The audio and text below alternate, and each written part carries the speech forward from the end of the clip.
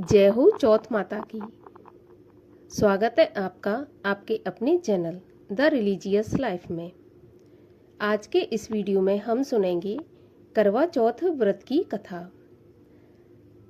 आपको मेरे चैनल पर सभी व्रत कथाओं और साथ ही साथ यदि आपके जीवन में कोई परेशानी है, जैसे कि धन की समस्या है, संतान की समस्या है या फिर किसी भी प्रकार की कोई भी समस्या है, उसके भी उपाय मिलेंगे। तो चैनल को सब्सक्राइब अवश्य कर लीजिए।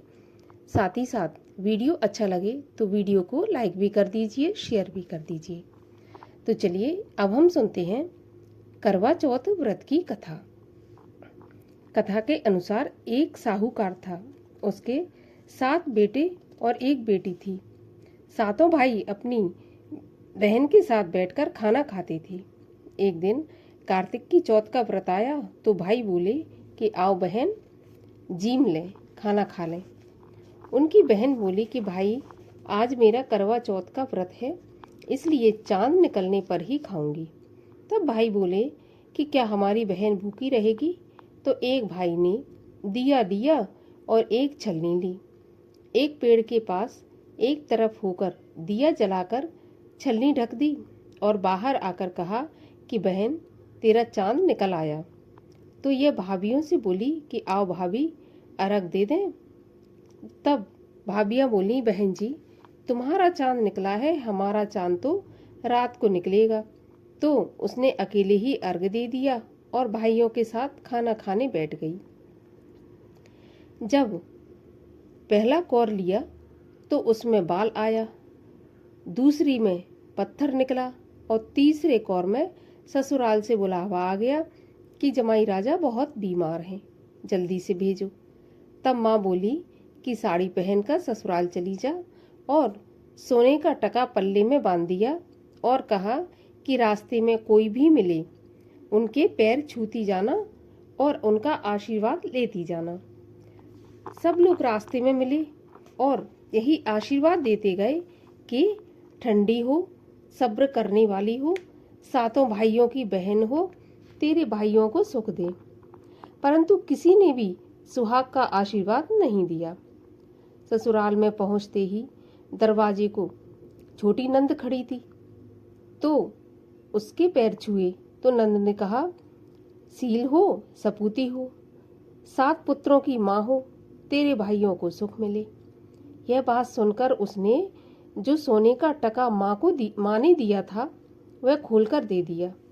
अंदर गई तो सासू जी ने कहा कि ऊपर मुंडेर है, वहां जाकर बैठ जा।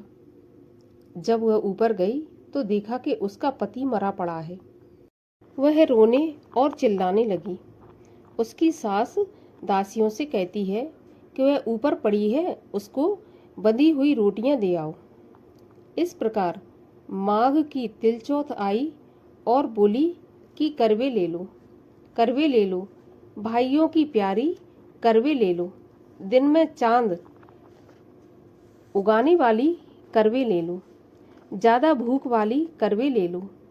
तब वह चौथ माता को देखकर बोली कि तूने मेरे को उजाड़ा है तो तू ही सुधारेगी, मेरे को सुहाग देना पड़ेगा। तब चौथ माता ने कहा कि पौष माता आएंगी, वह मेरे से बड़ी हैं, वही तेरे सुहाग की रक्षा करेंगी, तेरा सुहाग वापस करेंगी। इस प्रकार पौष माता भी आकर चली गई। माघ की, फाल्गुन की, चैत की, वैशाख की, जेठ की, आषाढ़ की, श्रावण की, भादों की सारी चौथ माता ऐसा जवाब देती चली गई कि अगली चौथ माता आएगी उससे कहना। बाद में अश्विन की चौथ माता आई और कहा कि तेरे ऊपर कार्तिक की चौथ माता नाराज है, वही तेरा सुहाग देंगी, तब उसके पैर पकड़कर बैठ जाना। वह कहकर चली गई। बाद में कार्तिक की चौथ माता आई और गुस्से में बोली कि भाइयों की प्यारी करवे ले, दिन में चांद निकलवाने वाली करवा ले, ज्यादा भूख वाली करवा ले। तब साहूकार की बेटी पैर पकड़कर बैठ गई और रोने लगी।